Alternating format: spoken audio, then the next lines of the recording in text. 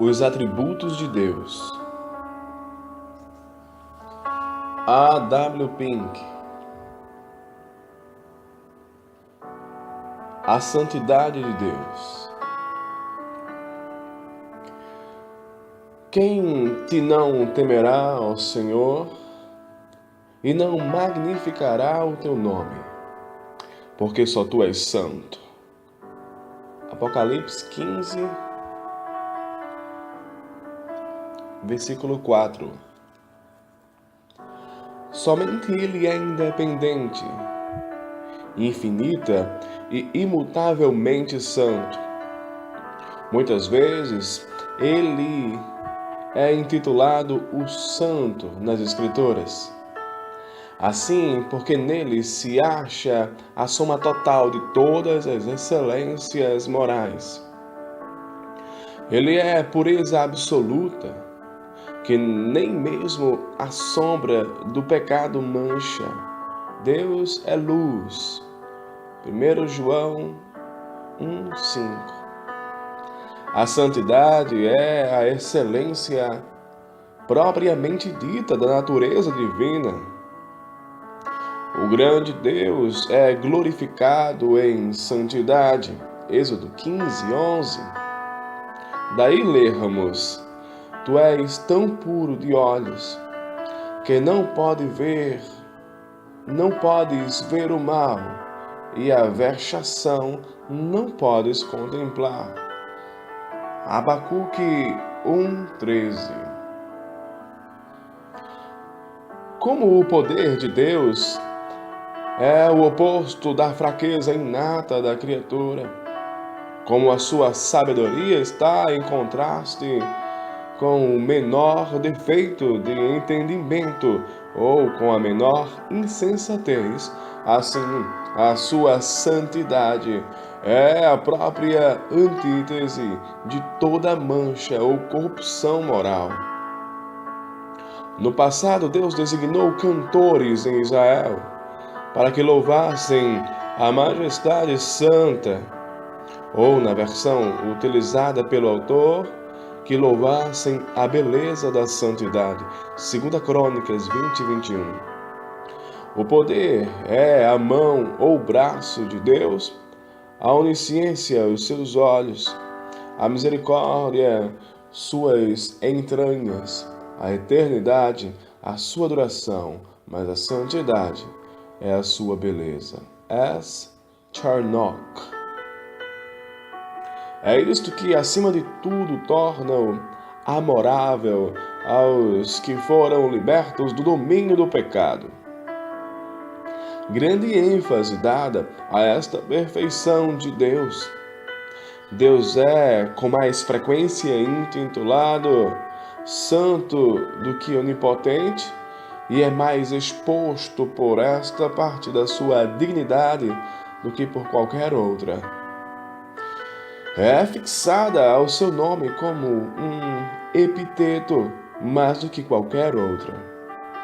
Você jamais o vê expresso. Seu poderoso nome ou seu sábio nome, mas seu grande nome e, acima de tudo, seu santo nome. Esse é o maior título de honra. Neste último transparecem a majestade e a venerabilidade do seu nome. S. Charnock.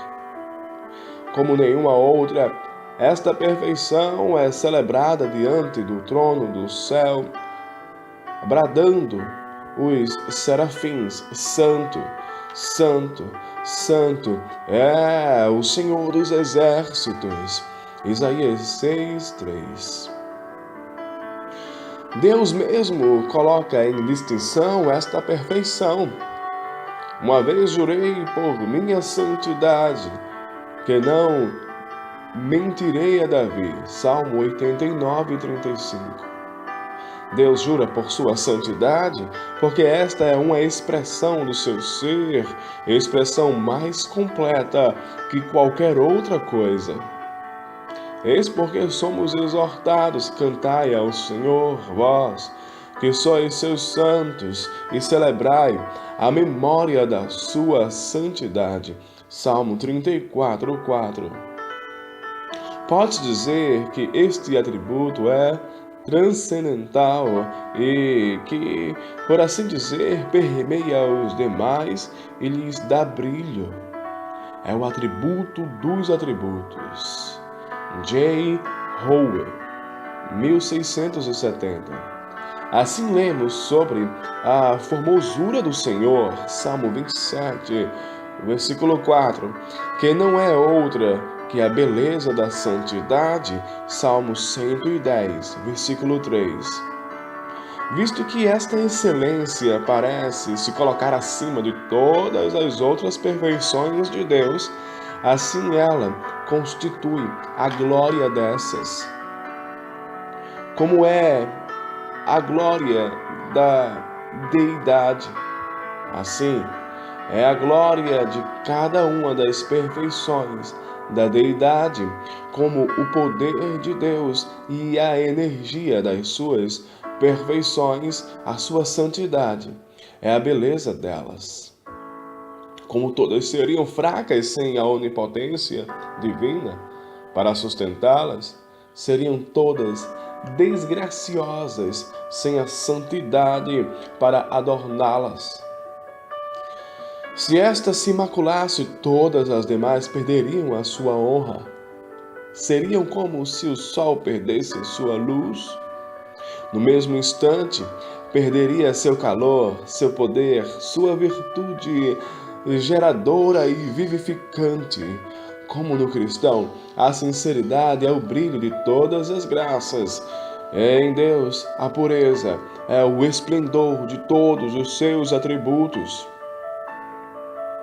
Sua justiça é santa, sua sabedoria é santa, seu braço poderoso é um braço santo. Salmo 98:1.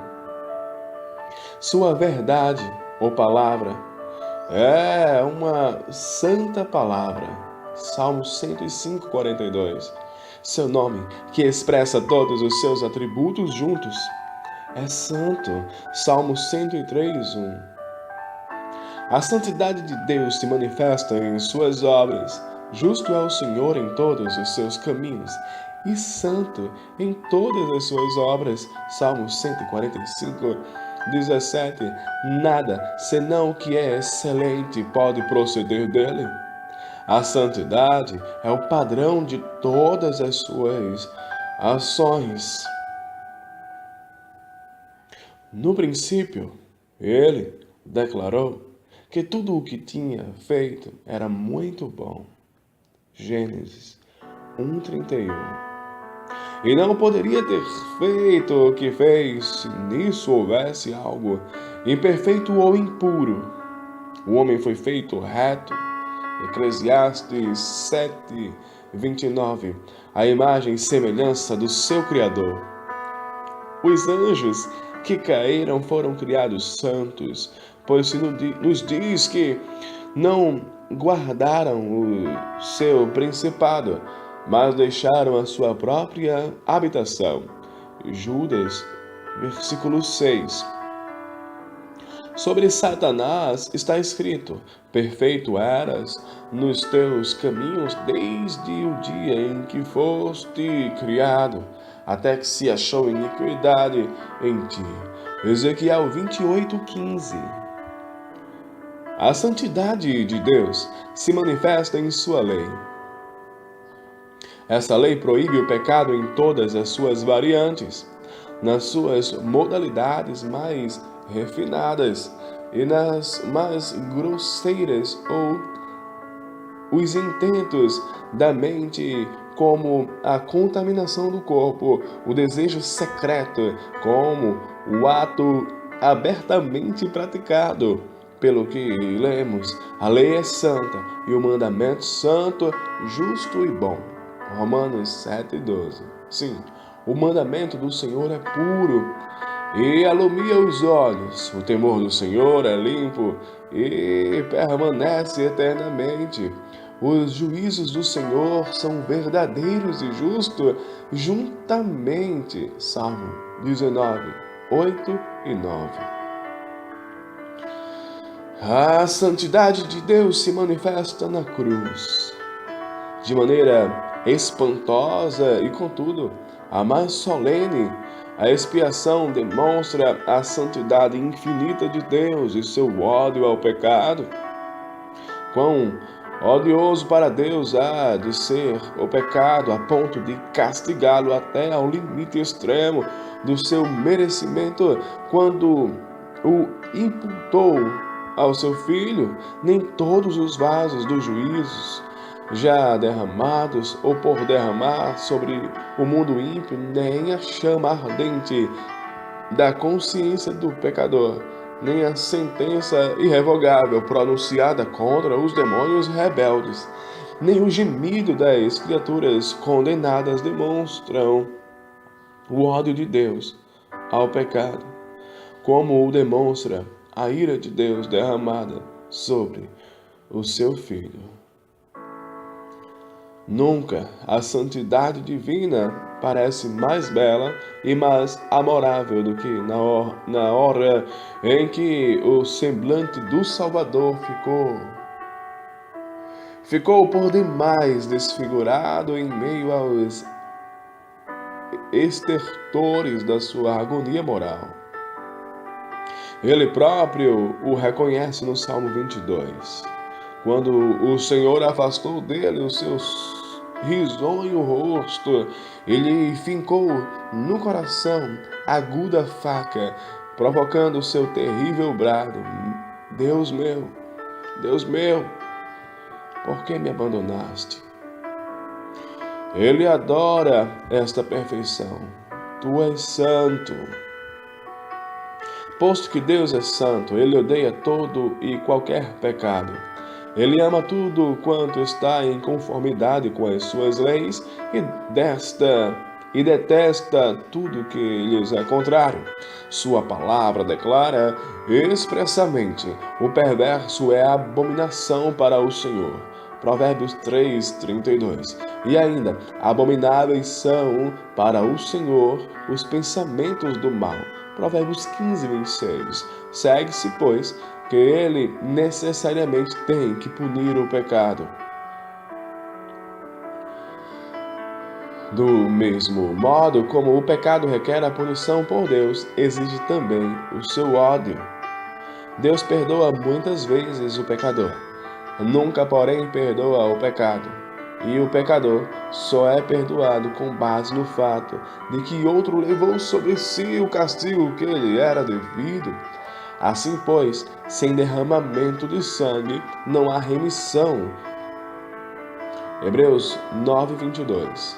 Razão pela qual se diz: o Senhor toma vingança contra os seus adversários e guarda a ira contra os seus inimigos. Naum 1:2. Por um pecado, Deus expulsou do Éden os nossos primeiros pais. Por um pecado, toda a posteridade de Cã caiu sob maldição, que permanece sobre ele até o dia de hoje. Por um pecado, Moisés foi impedido de entrar em Canaã. O servo de Eliseu foi castigado com lepra. Ananias e Safira foram eliminados da terra dos viventes. Temos aqui prova da divina inspiração das Escrituras. Os não regenerados não creem realmente na santidade de Deus. O conceito que eles têm do caráter de Deus é inteiramente unilateral. Eles esperam de coração que a sua misericórdia sobrepuje tudo mais. Pensavas que era como tu. Salmos 50:51. E a acusação é a acusação que Deus faz. Eles pensavam somente num Deus segundo o padrão de seus corações maus. Daí permanecerem eles no caminho de uma exacerbada insensatez. A santidade atribuída pelas Escrituras à natureza e ao caráter de Deus é tal que demonstra com clareza a sua origem super-humana. O caráter atribuído aos deuses dos antigos e do paganismo moderno é justamente o inverso daquela imaculada pureza que pertence ao Deus verdadeiro. Um Deus inefavelmente santo, que tem a mais intensa aversão a todo pecado, jamais foi inventado por um dos decaídos descendentes de Adão. O fato é que nada torna mais manifesta a terrível depravação do coração do homem e a sua inimizade contra o Deus vivo, do que expor diante dele aquele ser único que é infinita e imutavelmente santo. A ideia que o homem faz de pecado limita-se praticamente ao que o mundo chama de crime. Tudo que fica aquém disso pode ser abrandado, como defeitos, enganos, fraquezas, etc. E mesmo quando se admite a existência do pecado, apresentam-se escusas e atenuantes. O Deus que a imensa maioria dos cristãos professos ama é visto como alguém muito parecido com um ancião indulgente que pessoalmente não tem prazer nas loucuras, porém tolerantemente fecha os olhos para as indiscrições da mocidade. Mas a palavra diz: aborreces a todos os que praticam a maldade. Salmo 5, versículo 5. E mais, Deus é um juiz justo, um Deus que se ira todos os dias. Salmo 7, 11. No entanto, os homens se recusam a dar crédito até Deus e rangem. Os homens se recusam a dar crédito a este Deus e rangem os dentes quando o seu ódio ao pecado lhes é enfática e fielmente apresentado. Não como o homem preso ao pecado,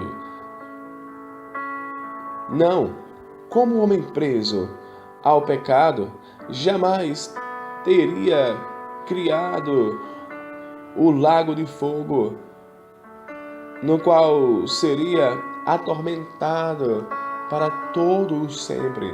Muito menos haveria a probabilidade dele inventar um Deus santo. Sendo que Deus é santo, a aceitação da parte dele como base nas ações das criaturas é completamente impossível. Uma criatura caída pode mais facilmente criar um mundo do que produzir algo capaz de receber a aprovação daquele que é pureza infinita. Podem as trevas morar com a luz? Pode o ser imaculado sentir prazer com o trapo da imundícia? Isaías 64, 6.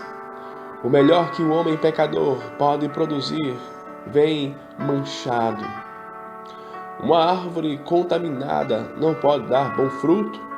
Deus se negaria a si próprio, envelheceria as suas perfeições se tivesse por justo e santo aquilo que não é em si mesmo. Nada é santo, desde que tenha a mínima mancha do que seja contrário à natureza de Deus. Mas bendito seja o seu nome, pois aquilo que a sua santidade exigiu, a sua graça supriu em Cristo Jesus, nosso Senhor. Todo pobre pecador que correu para ele em busca de refúgio foi e permanece aceito no amado. Efésios 1:6. Aleluia! Posto que Deus é santo, requer-se de nós que nos aproximemos dele com a máxima reverência.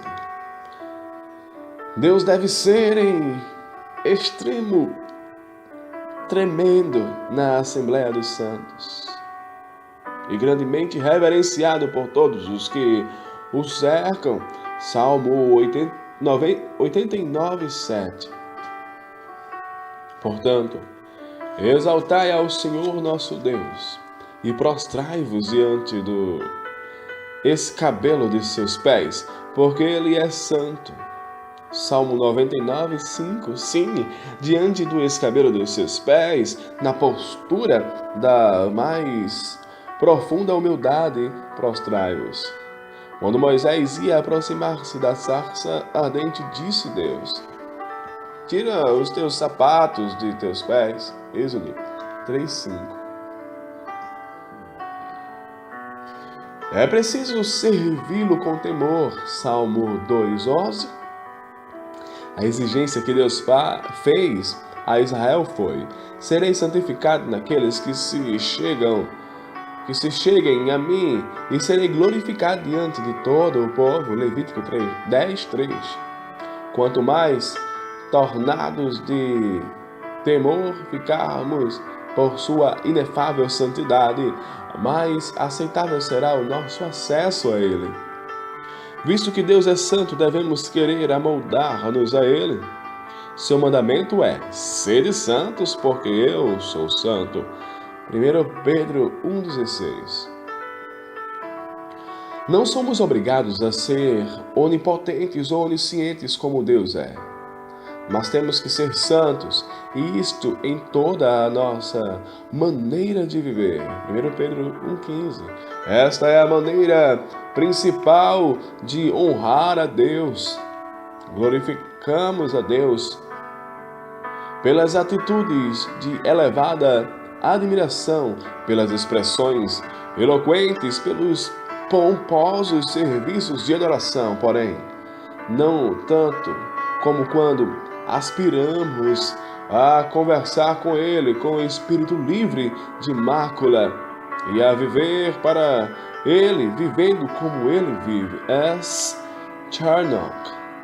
Então, como só Deus é a origem e a fonte da santidade, busquemos zelosamente dele a santidade, seja a nossa oração diária, no sentido de que Ele nos santifique em tudo, e todo o nosso espírito e alma e corpo sejam plenamente conservados e irrepreensíveis para a vida de nosso Senhor Jesus Cristo. 1 Tessalonicenses 5:23.